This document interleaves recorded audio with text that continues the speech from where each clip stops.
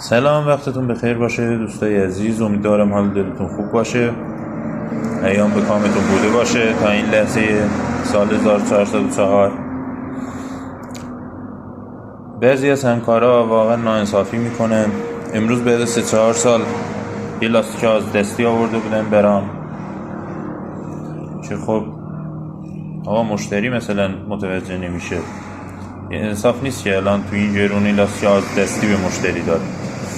از دستی هم که خودتون میدونین دیگه، یعنی این لاستیک یه بار کار کرده تموم شده، صاف شده، بعد دوباره ما اینو مثلا آج میزنن، بعد این ورون ورش میرسن، مثلا میگن آقا این یه 10% 20% دیگه هم داره که برات کار کنه.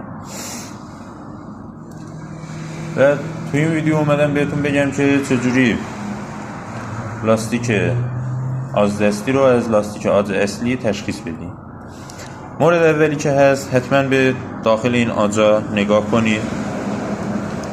یعنی یه سری لاستیکا هستن که انقدر دیگه از ته باز میشن یه روی نخ میرسن، مثلا نخا سیمای لاستیک از اینجاها مشخصه. مثلا میبینی وسطش آج داره، مثلا یه لاستیک یه طرفی خورده، مثلا میان اینا رو آج میزنن که مثلا بیاد با این ور مثلا تو ظاهر یکی باشه.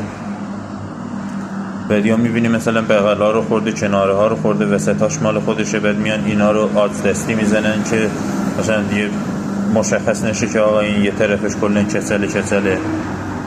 بعد اینا رو حتما دقت داشته باشید. مورد دوم که هست، داخل این لاینا که هست رنجش با رنج روی لاستیک یا بغل لاستیک فرق بکنه. این مثلا میبینی اینا چون یه بار از روشون برداشته میشه، این کدری لاستیک داخل این از بین میره، رنج سیاهش میزنه بیرون. مورد بعدی که هست این خطای تعویض لاستیکه که روی هر لاستیکی باید باشه. اگه نیست مثلا یه ذره دقت کنی میبینی اینا رو مثلا از ته زدن رفته.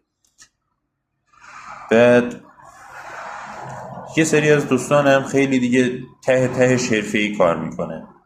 مثلا میان اینا رو مثلا اینجا میاد اینجا، بعد از اینجا دستگاه ور میداره، دوباره از این ور شروع میکنه. مثلا اینا میمونه که دیگه تشخیص داده نشه. اینا رو هم از بغل این آجا که مثلا یه ذره میبینی هلال مونده اینجوری، بدون دیگه اینجوری اومده دستگاه اینجوری برداشته، خب که اینجا یه ذره مثلا هلالش میمونه. این الان میبینی یه چجوری مربعه گوشه هاش، یعنی اونا مثلا اینجوری هلال میمونه. اونو دقت داشته باشید. بعد به لاین لاستیک هم حتما دقت کنید.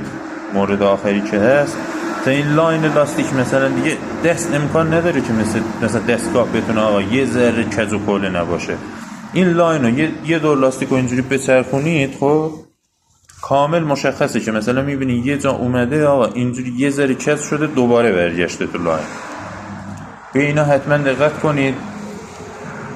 برای جونتون ارزش قائل باشید. سعی کنید لاستیک‌های تاریخ بیشتر از 5 سال، مثلا دیگه 4 سال تهش بخرید که مثلا یه سال هم دیگه برای شما کار بکنه که بشه 5 سال بنازیم بره. دیگه دورتر از اون نخرین کلا.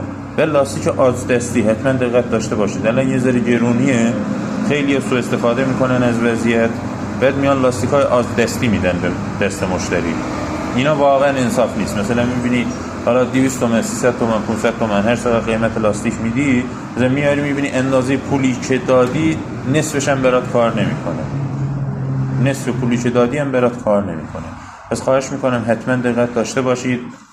کانال منم دنبال کنید، حتما زنگوله بغلش هم بزنید که ویدیو جدیدی که میذارم حتما قبل از همه خبردار بشید که بیاین نگاه کنید و یاد بگیرید.